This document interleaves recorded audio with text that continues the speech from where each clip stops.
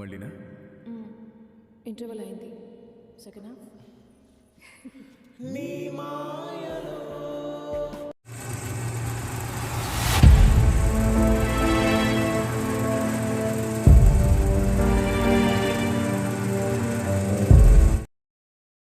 Hi friends, రీసెంట్గా నేను 'చుప్' అనే మూవీ చూసా. దీంట్లో మన హీరో అయితే ఒక సైకో కిల్లర్. అసలు సైకో కిల్లర్గా మారకుండా ఉంటే అసలు 'చుప్' స్టోరీ ఎలా ఉండేది, సో అసలు స్టోరీ లైనప్ ఎలా ఉంటుంది మొత్తం అయితే తెలుసుకుందాం వీడియోలో. సో వీడియోని ఎవరైతే కొత్త వారు చూస్తున్నారో ముఖ్యంగా మూవీ స్టోరీస్ కోసం మన ఛానల్ తప్పకుండా అయితే సబ్స్క్రైబ్ చేసుకోండి. ఇక కథ విషయానికి వెళ్ళిపోతే మనకి స్టార్టింగ్ సీన్ ఒక బంగ్లా అయితే అంటే అపార్ట్మెంట్ అయితే వస్తుంది. దాంట్లో నుంచి ఒక ఆంటీ అయితే దిగిద్ది, ముసలిది దిగి జాయిగా లిఫ్ట్ కాడికి వస్తే లిఫ్ట్ ఏమో పనిచేయదు. సరే అని ఆ మెట్లు స్టెప్ ఎక్కి ఉంటే లోపలికి డోర్ తీసేసరికి అలా ఆయన బాత్రూంలో గాడ్లు పెట్టిన రూప రాక్షసులాగా అయితే కనిపిస్తాడు. సో ఇంతకీ ఎవరు చంపారనేది మీడియా, పోలీసులు మొత్తం క్రైమ్ బ్రాంచ్ అయితే వాళ్ళ ఇంటికాడ దిగేసి సో వాడి నెత్తి మీద ఒక స్టార్ గుర్తు అయితే ఉంటుంది.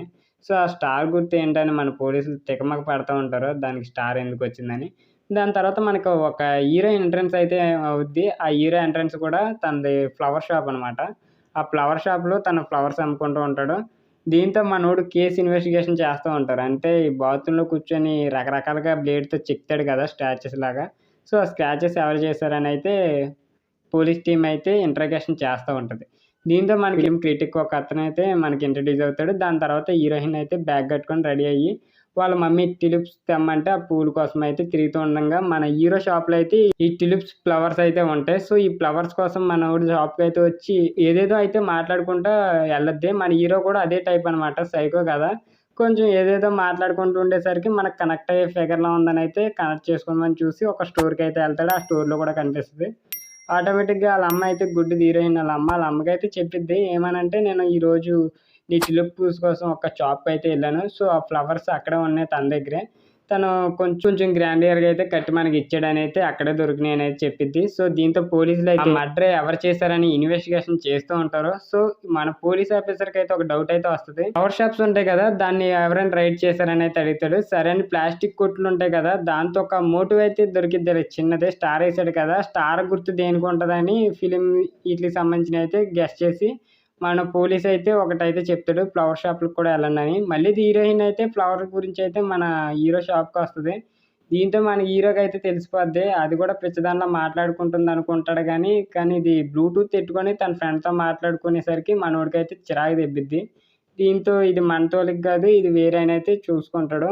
ఇంకోసారి అయితే ఇంకోటి ట్రైన్ ట్రాక్ మీద అయితే ఒక బాడీ అయితే దొరికింది. మళ్ళీ ఆడు కూడా ఫిలిం క్రిటిక్ అనమాట. సో బ్రేకింగ్ న్యూస్లో వచ్చేసరికి మన వాళ్ళు పోలీసులు మళ్ళీ టెన్షన్గా అయితే తిరుగుతూ ఉంటారు. దీంతో మన హీరో బయటికి వెళ్ళి ఏదో ఒకటి కొనుక్కుందాం అనేసరికి హీరోయిన్ మళ్ళీ అయితే కనిపిస్తుంది. దీంతో కుక్క పిల్లని అయితే బొమ్మను కొనుక్కొని ఇదైతే నేను చెప్పినట్టు ఉంటుంది, మా ఇంట్లో పెట్టుకుంటా దీని అని అయితే చెప్పేసరికి హీరో అయితే కొంచెం ఫ్లాట్ అవుతాడు.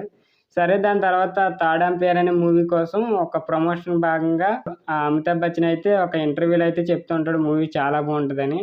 దాంట్లో ఒక క్రిటిక్ అయితే 1.5 స్టార్ వేస్తాడు. సరే 1.5 స్టార్ ఇచ్చినోడిని క్రికెట్ గ్రౌండ్లో అయితే ముక్కలు పీసెస్ చేసేస్తాడు. సో వాడు రివ్యూ ఎలాగిచ్చాడో యాజ్ ఇట్ ఈస్ బాడీని కూడా అదే విధంగా ముక్కలు చేసేసి అలా గ్రౌండ్లో అయితే పడేస్తాడు. మళ్ళీ మన పోలీసు వాడికేమో తలతెక్క ప్రశ్నలాగా ఈ చావులు వెనకాల కారణం ఏంటని ఒక కనిపెడదామని అయితే అనుకుంటాడు. సేమో పక్కనేమో దెబ్బతా ఉంటారు ఇన్ని, మన ఫ్లవర్స్ ఏమో కట్ చేసుకుంటూ ఉంటాడు హీరో.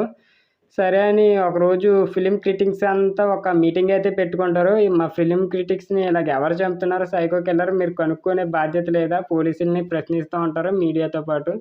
దీంతో మన హీరోయిన్ కూడా ఒక ఎంటర్టైన్మెంట్ ఛానల్ అయితే చేస్తూ ఉంటుంది. సడన్గా ఒకరోజు హీరో అయితే హీరోయిన్ వాళ్ళ ఇంటికి వెళ్తాడు. డైరెక్ట్ మన హీరో అయితే అక్కడికి వెళ్తాడు. ఇంటికి వెళ్ళి వాళ్ళ ఇంటికాడ అయితే ఫ్లవర్స్ అయితే ఇస్తాడు. సరదాగా ఫన్నీగా వాళ్ళ మమ్మీతో మాట్లాడుకుంటూ ఉంటారు. సరే అది అయిన తర్వాత మనం ఇంకో క్రిటిక్ ఉన్నాడని చెప్పాం కదా, ఆడి దగ్గర మన అమ్మాయి అయితే పనిచేద్ది ఎంటర్టైన్మెంట్ కేటగిరీలో.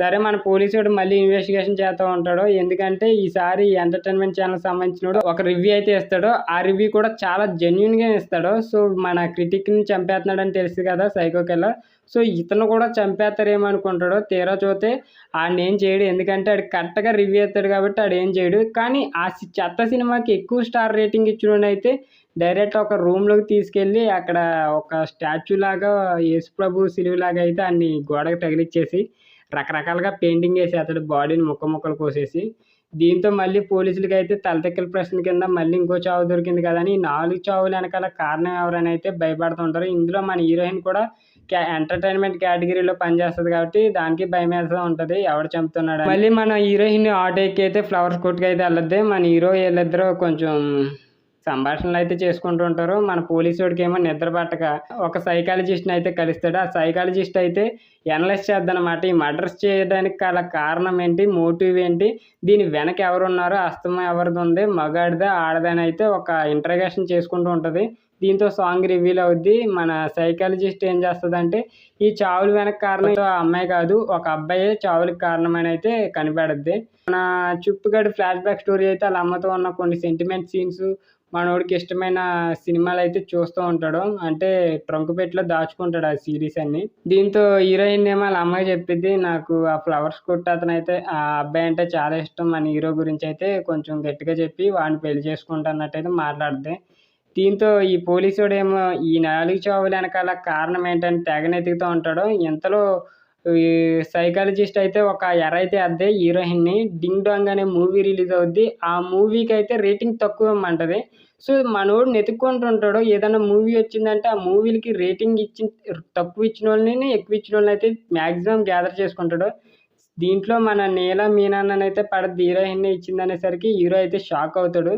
సో ఎలాగిచ్చింది అని రివ్యూ అయితే చదువుకుంటాడు. అంటే తన తలకే 1000 పీసెస్ కింద అయిపోయేటట్టు అయితే రివ్యూ అయితే రాసుకుంటాడు. దీంతో మన హీరో కూడా ప్లానింగ్ వేసి ఎలాగైనా దాన్ని చంపేయాలని ప్లాన్ వేసి తన ఇంటికి అయితే వెళ్తాడు ఫ్లవర్స్ పెట్టుకొని. అప్పటికే పోలీసులు టైట్ సెక్యూరిటీ అయితే పెడతారు.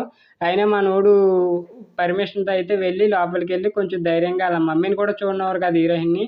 సరే తన రూమ్లో లాక్ చేస్తారు కాబట్టి మనోడిని ఒక్కనే పర్మిషన్తో అయితే పైకి పంపుతారు. ఫస్ట్ టైం అయితే బాగానే ఉంటాడు. సో బాగానే చూసుకున్నాడు అనుకుంటాడు పోలీసుడు కూడా. సెకండ్ టైం గట్టిగా అరిసేసరికి ఒక అగ్గిచ్చి ఆ కిటికీ బొక్కలో నుంచి అయితే బయటికి గిరాడు దింగుతాడు దాన్ని. ఒకటేమో చెత్త కుప్ప దగ్గర అయితే పడుద్ది. సో దాన్ని కట్టేసి ఇది ఎలా రివ్యూ ఇచ్చిందో దానికోసం ఎక్స్ప్లెనేషన్ అయితే ఇస్తూ ఉంటాడు. నీకు 1000 పీసెస్ అయిపోయేలా అడ్డం ఏంటి ఇలా రాసావని దాన్ని కొన్ని క్వశ్చన్స్ చేసి అడిగితే దానికి ఎలా ఇష్టమో మొత్తం మన యాజ్ ఇట్ ఈస్గా హీరో అయితే చేస్తాడు. సో దీంతో దీన్ని చంపేద్దాం, ఆ లైటింగ్ బోర్డు కింద పెట్టి చంపేద్దాము, దీని హెడ్ బద్దలు కొట్టేద్దాం అనగా మన పోలీసుడేమో ఆ స్టూడియోకి వచ్చి కాల్ చేస్తాడు. దీంతో మన హీరో ఇంట్లో ఏమేమి ఉన్నాయో అవన్నీ నెతుకుతారు. తీరా చూస్తే రూఫ్ కింద కొన్ని సీడీస్ అయితే దొరుకుతాయి. క్యాసెట్లు అయితే వేసి చూపిస్తారు. తీరా చూస్తే మన హీరో ఒక మూవీ అయితే డైరెక్ట్ చేస్తాడు. అదే చుప్ మూవీ. ఆ చుప్ మూవీలో ఒక చిన్న పిల్లోడు అంటే వాళ్ళ నాన్న డైలీ తాగేసి వచ్చేసి అమ్మని కుక్కను కొట్టినట్టయితే కొడతాడు. దీంతో ఆ కుర్రోడు బతకాల వద్దని అలా జీవించినప్పుడు ఒక యంగేజ్ వచ్చాక కుక్క అంటే ఇష్టం బాగా. వీళ్ళ బాబు తాగేసి వచ్చి కొద్ది నిండా ఆ కుక్కను కొట్టినట్టు కొట్టి కొట్టి చంపేసి కింద అయితే పడదెప్తాడు. ఒక ఎమోషనల్ సెంటిమెంట్ మూవీ అయితే తీస్తాడు. ఇదంతా వీళ్ళు చూసి చాలా షాక్ అవుతారు. ఇంత మెంటల్ స్ట్రెస్తో ఉన్న అబ్బాయి ఎలా తయారవుతాడు, అంటే ఇంట్లో బాధ్యతలు ఎవరు తీసుకోలేక ఇలాగున్న అబ్బాయిలు ఎలా తయారవుతారు, దీనికి గల కారణం ఏంటనేది ఒక రీసెర్చ్ చేసి ఆ మూవీస్ చూస్తే అర్థమైపోద్ది. దాని తర్వాత మనోడు ఒక మెంటల్ స్టేజ్కి ఒక మెంటల్ హాస్పిటల్ అయితే పెడతారు. సో అది క్యూర్ అవ్వడానికి. ఎలాగైతే క్యూర్ అవ్వదో ఎండగడ్డ అయితే అయిపోద్ది. సో మనోడు ఇలా మెంటల్ స్టాట్యూగా తయారవడానికి వాళ్ళ బాబే కారణం. ఎందుకంటే గుద్ద నిండా తాగేసి వాళ్ళ అమ్మని ఇలా బాధేసి అలా ఇలా చేశాడు కాబట్టి మనోడు రాసుకున్న కథలో ఒక డైరెక్టర్ అవుదాం అనుకున్న వాడిని ఇలాగంతా నాశనం చేశారు ఫిలిం ఇండస్ట్రీ కూడా. సో దీంతో మనోడికైతే చిరాకు దెంగి ఇలాగా ఎవడైతే క్రిటిక్స్ ఉన్నారో ఏ సినిమాపై అయితే కరెక్ట్గా రివ్యూ ఇవ్వకుండా చెత్త రివ్యూలు ఇచ్చి సినిమా ఇండస్ట్రీని పాడుదింగుతున్నారో వాళ్ళందరినీ చంపడానికి అయితే కారణమవుతున్నాడు. సో ఇది స్టోరీ. యాక్చువల్గా వాళ్ళ బాగా రాకుండా వాళ్ళ పిల్లాన్ని ఆ కొడుకుని బాగా బంగారు భవిష్యత్తు అందించి బాగా చదివించి మంచి ఇన్ఫ్లుయెన్స్ చేపిస్తే ఆటోమేటిక్గా బంగారు భవిష్యత్తు అందుకుందును. కానీ ఈ సినిమాలో అయితే అలా జరగదు. హీరో సైకోలా మరి అలా చంపడం అయితే నాకు బాగా నచ్చింది. సమాజంలో ఎలాంటి సైకోలు చాలామంది ఉన్నారు, మన పక్కన కూడా ఉంటారు. సో ఈ మూవీని మీరే ఎంతమంది చూసారో కింద కామెంట్ రూపంలో తెలియజేయండి. వీడియో నచ్చితే తప్పకుండా లైక్ చేయండి. ఇలాంటి మూవీ స్టోరీస్ కోసం మన ఛానల్ తప్పకుండా సబ్స్క్రైబ్ చేసుకోండి.